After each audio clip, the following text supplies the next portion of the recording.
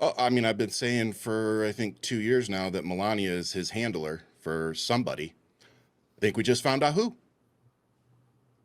Do we remember when Joe Biden was criticized and people on the right were saying he was going to be starting World War III because there was a Chinese balloon that was flying over our airspace? Do you remember that? That wasn't that long ago.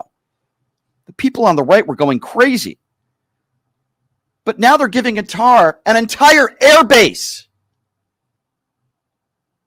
What's next? Are we going to give Al Qaeda an airbase? Hamas? Joining us to talk about this, it's just really mesmerizing. You pick me on the best days, bro. You really do. That would be that would be the voice of Ryan Shead, who is a very popular left-leaning podcaster and my friend. Ryan, I'm just mesmerized by the day. It never ceases to amaze me. Trump gets a $5.5 billion golf resort in Qatar, gets a jet. We're not going to give them anything in return. And then all of a sudden, quietly, Pete Hegseth, oh, yeah, we're going to be giving them some of our own airspace and we're going to be giving them a military base. You're somebody who served this country honorably. What was your first reaction when you heard this? That Pete Hegseth talking about redoing all the military barracks didn't matter anymore. This is insane. Again, let's just say what we always say. What if Obama had done this? Let Qatar come in and establish a military presence, what seems to be permanent military presence on a base on American soil.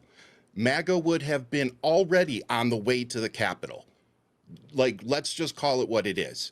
I think it's a crazy precedent to set because I want to tell a quick story because it applies. When I was in tech school, I was a sheet metal mechanic, and they were teaching us everything we needed to know. And they also had a general, I believe he was from the Iran army, and he went through all the blocks with us. Like he spoke decent English, and he's a friendly enough guy. And we get to one of the last blocks, and we start learning about stealth technology and how to work on it. And I remember they were handing out they called them block packets, and they were handing out the packets, and they didn't give him one, gave them to all of us. And then the instructor looked at him and said, "You're good to go. We'll see you next week." And as soon as he left, we all kind of like opened it, and he's like, "Now you see why he had to leave." And so we've always been training other militaries. One of the contracts that I used to apply to was to go work in Qatar to help them learn how to work on their F-15s. We literally used to we still send contractors to other countries to do exactly what they're claiming we need Qatar here to do. So, me personally, I got to throw the BS flag, and yeah, we'll see where this one goes. It's amazing because, Mehdi Hassan put out a tweet and he said for years, MAGA and the pro-Israel folks attacked him for working for Al Jazeera, funded by Qatar. And now, as he says and accurately points out, their hero is building a Trump golf course in Qatar, accepting a very large plane, a large gift from Qatar, and following Qatar to build an Air Force base in the U.S. The irony, he says, is unbelievable, and I agree with him. Yeah. Fox News isn't covering this story. AON or OAN or whatever the hell there are, they're not covering this story. Newsmax isn't covering this story. And those on the far right, while tweeting about the 1-month anniversary of the murder of Charlie Kirk, and they have the right to do that, but they don't want to talk about terrorists. Let's call them for what they are. A terrorist organization and people in Qatar who certainly support terrorists, who Donald Trump once accused Qatar, and he was right. One of the few things he said that was actually correct back in 2017, funders of terrorism, which they are. And now they're allowing them to have a base here in the United States of America. And I don't hear anybody from MAGA talking about this. No, because they know how bad it looks. They know how bad it is. I mean, it's a PR nightmare for these people. Like you said, there's so many things they're going to have to walk back now to make this seem okay. So, again, I ask all my veterans out there, regardless of your political affiliation, I just ask you this simple question. Are you okay with this? That's it. Knowing what we know as veterans and that we already help these nations in so many ways learn how to work on these aircrafts. We send them weapons, we send them resources, we sell them parts for their planes. Like, these things were already happening. So I'm literally reading it right now. I have it on my screen. The justification that they are using to do this deal, it's just straight nonsense. There's no other way to put it. It's a fallacy. They're just making Ryan, up whatever. I agree. And Ryan, can you imagine? I always seem to do this every single day, but I'm going to do it again. Could you imagine the hypocrisy that if and you remember this Chinese balloon that was in Yeah. the air, and MAGA were saying, I can't believe Joe Biden is allowing this. Hasn't World shot War it III. down yet. Right. World War III is around the corner. Yep. And I'm laughing because this. Can you imagine if during Joe Biden's administration or Barack Obama's administration, for that matter, Any Democrat, let's call it any what it is. Democrat, if they allowed the Qatari military to have a base in the United States of America? Can you imagine? Yeah, no, it wouldn't have gone well. And anybody that tries to say differently, they know they're full of it. They know darn well that if it was a Democrat, this would be a lead balloon. It would not go. It would not happen. They would block it every step of the way. They would filibuster it until they couldn't stand anymore. So what would you say about all these people that still have these America First flags? Is this America First when we bail out other economies? Is this America First where we take 20 million people off of their Medicaid and take food stamps away from people? Is this America First when we allow a group that supports terrorists to build a base on U.S. soil? Is this America First? No, it's Trump first. And I think the evidence it's there for everybody to see. I think you said it at the beginning of the show. So many things that this family has directly benefited from, directly from this government that they're about to allow have military presence. You know, that jet was a gift. This deal to bring them here was done months ago. This deal wasn't just done in this week. This deal was done when he got that jet.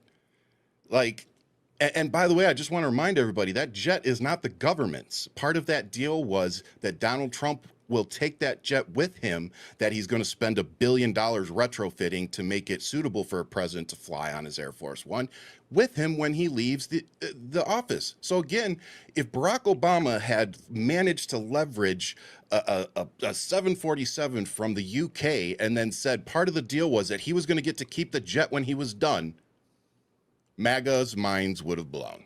Yeah. I mean, it's really insanity. I really don't know what other word to use. And while all this is going on, I don't know if you heard this, Ryan, because I'm going to talk about this in a little bit. Melania Trump has now said she has been in communication with Vladimir Putin, and they've had an open channel of communication because she's trying to, quote, save the children. Did you hear this statement that she made earlier today? Apparently, Melania Trump and Vladdy have open channels of communication, according to the First Lady, who never really sets foot in the White House. I find that interesting as well. What do you make of this? Oh, I mean, I've been saying for, I think, 2 years now that Melania is his handler for somebody. I think we just found out who. What do you think Vladimir Putin pays hourly? I'm sorry, that was a terrible joke. I think she was probably paid up front. Yeah, probably.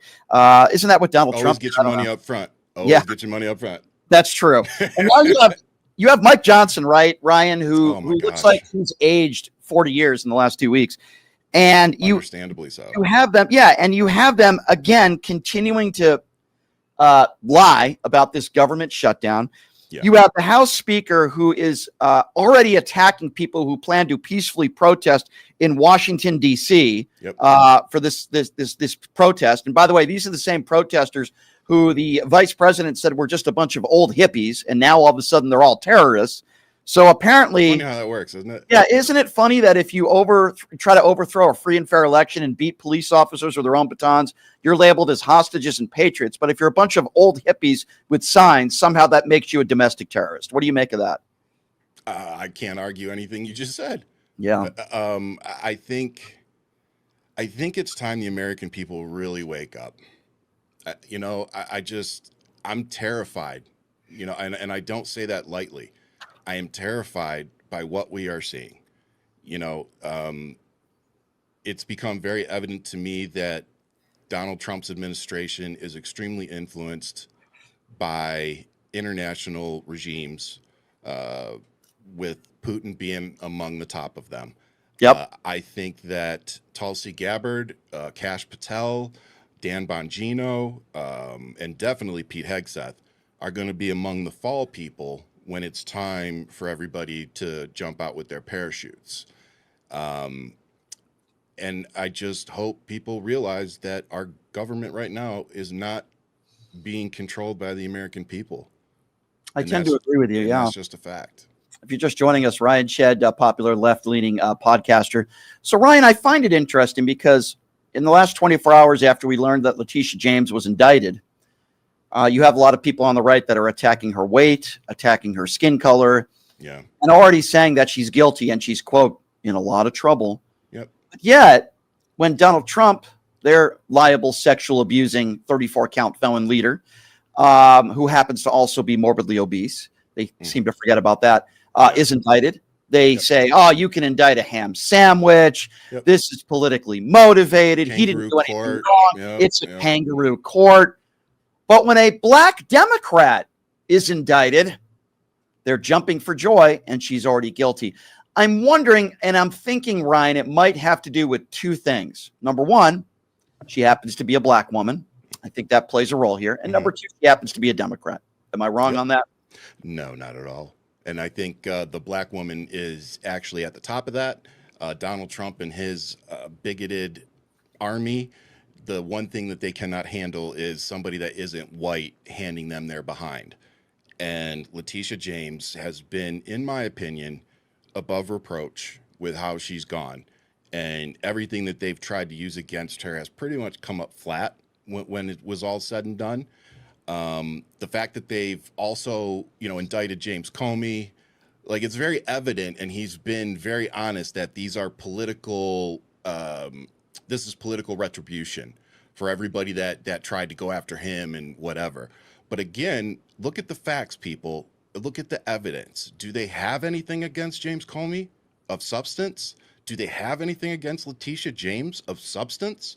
Because I tell you what, I got more things of substance on my phone about Donald Trump than they do pretty much any Democrat in Congress. Yeah, I agree with you. And correct me if I'm wrong, but and we don't know if Letitia James is guilty or not. It's innocent until proven guilty. We'll see what comes out. Yeah, we'll see what happens. And we know that if she's found not guilty, if James Comey is found not guilty, they'll call it a kangaroo court in a liberal courtroom. They'll make more excuses. But this has something to do with $18,000. That's my understanding. Something to do with $18,000 that they are claiming that Letitia James broke the law with. But yet when Donald Trump misappropriation of funds and assets and clear felonies that he committed and was convicted of. Yeah. That's a kangaroo court. The Democrats have made up these laws. I mean, the judge is liberal. The jury is liberal. Yeah. You'll hear every excuse in the book, but somehow they're talking like Letitia James is going to be going to jail for the rest of her life. Yeah. I'll put it to you all this way. When the right starts caring about the $3+ billion that Donald Trump has made personally off of the presidency, then I'll start caring about $18,000 that a public servant may or may not have, whatever. But more importantly, here's what I want to do. I will use my community and raise the $18,000 that you guys are all claiming, and we'll pay it back. How about that? Yeah, how about that? I certainly agree with you. Maybe Republicans can pay back the Saudis for the $2.1 billion check that Jared Kushner received and the money that he's going to continue to make off the Saudis. Maybe the billions of dollars that the Donald Trump family is making off this crypto scheme. Maybe the fact that Donald Trump is worth about 8 times what he was worth when he first got into office back in 2016. Yep. But you see, MAGA Republicans don't want to talk about that. They want to talk about how much money, the thousands of dollars Hunter Biden has made from selling his paintings. That's what they want to focus on. And by the way, Trump just did a new video hawking his next set of watches. Yeah, I played that yesterday. Just in time for the Super Bowl Turning Point USA Klan rally. It's going to be great. Let's talk about that. And I'm done being nice, okay? I know it's the 1-month anniversary of the Charlie Kirk assassination, and never would I condone what happened to him. It's horrible. Nope, still don't. Yeah, we both don't do that. But I'm just wondering, and I'm just asking you in general terms, when a wife or a husband loses their companion in a horrible, brutal murder, 2 weeks after you lose your loved one, or in this case, a month, I guess 3 weeks, a month, Would it be on your mind to talk about what musicians are playing at the halftime show of the Super Bowl?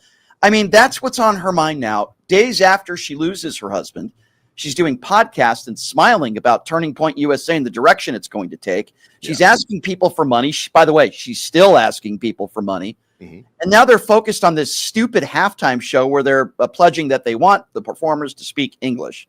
I mean, that's probably exactly the type of language that Charlie Kirk would use. Mm-hmm. I find it so repulsive. Don't get me wrong. I'm sure they'll have huge ratings during the Super Bowl, but like that's what's on her mind now. You just buried your husband and you care about who's performing halftime of the Super Bowl. You know, I can't believe I'm saying this, but Nick Fuentes, I did play some of the audio yesterday. He's actually right on this one. I disagree with him on everything, but yeah, her behavior is beyond bizarre. I know it sucks when we have to start agreeing with the likes of him and Candace Owens for even 1 minute, but here we are. Yep. You know, to me, you know what it feels like, brother? It feels like we're seeing who Oz was. Like she was the one pulling the strings behind the closed doors. This college dropout who became a multimillionaire using a 501c3 nonprofit somehow. We won't talk about that. Look. They martyred this guy. I've seen people mourn more over their dog. I still have issues with losing my father. I've seen people that lose their spouse and they just go into a deep depression. And I will say, you know, just because you and I, we are who we are, everybody grieves differently. Mm-hmm. That said, I see people on both sides going, this is weird. Yeah. Like you lost your husband. You didn't just lose your husband. Like he didn't just pass away in his sleep, you know, from sleep apnea or something like that. Like you lost your husband in a very tragic and traumatizing way. And I would not be able to, like, I'm just going to call it what it is. I would not be able to do what she's doing if I lost my wife. Yeah. Like you would not see me online for months. I agree. At least. I'm sorry about your dad. And I will correct you on one thing, though. Oh, please. You mentioned people mourning dogs. I don't think that applies to Kristi Noem. I'm just going to throw that out there. I'm just going to throw that out there, man. You said it. I didn't. Did you see Kristi Noem, before I let you go, did you see Kristi Noem on top of that ice facility in Portland, looking down at a chicken and a frog and playing, you know, the cosplay tough woman that she clearly is not? And there were more members of the media with their phones and cameras than there were Antifa there. And by the way, I'm starting to believe what some of my callers have been saying for months now, that Antifa is actually not an organization. It means anti-fascist. And yes, I'd like to think there are a lot of people in this country that are anti-fascist. It's not even really an organization, right? And it's like, it's not a 501c3 like Turning Point USA. Exactly. That's Just my saying. point. Yeah, that's my point. Did you see Kristi Noem? I mean, it's just so pathetic. Well, I loved her jazzercise photo. After seeing that, I'm not sure how she keeps those vests on. You know, there must not be plates in there because she's like 110 pounds dripping wet. Yeah. And with 90 pounds of that is hair extensions. Yeah. 90 pounds of that is fake hair and makeup. Yeah. Look, you know, I don't have a problem attacking these people because what they're doing is disgusting. She's performative at best, incompetent at worst. Yes. Yeah, you know, we have to call this stuff out, and we can't just sit here and try to be the ethical, moral high ground people right now. Like we have military being sent into American cities with politically opposing leadership. It's sick. It's sad. Fascism. Yes, it is. I'm ready to use that word. And you know what? Donald Trump is the one who used fascist to describe Kamala Harris. By the way, she couldn't be anything further from that. Right. And yes, we are living socialist and a fascist. It's ridiculous. That's a big stretch. I would agree. We're living in a dictatorship and an oligarchy, and there's absolutely no question about that. Ryan, before I let you go, and I always appreciate it when you come on, give out that information, how people can follow you and the two podcasts that you got going on that are really good right now. Yeah, man. And before I do, though, I just wanted to say I'm proud to stand with you. You know, this is going to be a marathon. So, you know, we just got to keep going. But and to the production team, as always, appreciate y'all. But yeah, you can come follow us right now. I'm doing this great show with Marcus Flowers, With All Due Respect. Mm-hmm. And we actually are asking people to send us names of local politicians, local liberal Democrat politicians that you want amplified, because that's what our whole show is pretty much about. Like, yeah, we do a little going at Trump and stuff, but really this show is meant to start building the pipeline for the Democratic Party so that we know who our future is. So Yes. please come Yes. support us. Come find me on YouTube at Ryan Shead. So SHEAD. Brother, as always, appreciate you. Appreciate the show. Let's keep going. Appreciate you.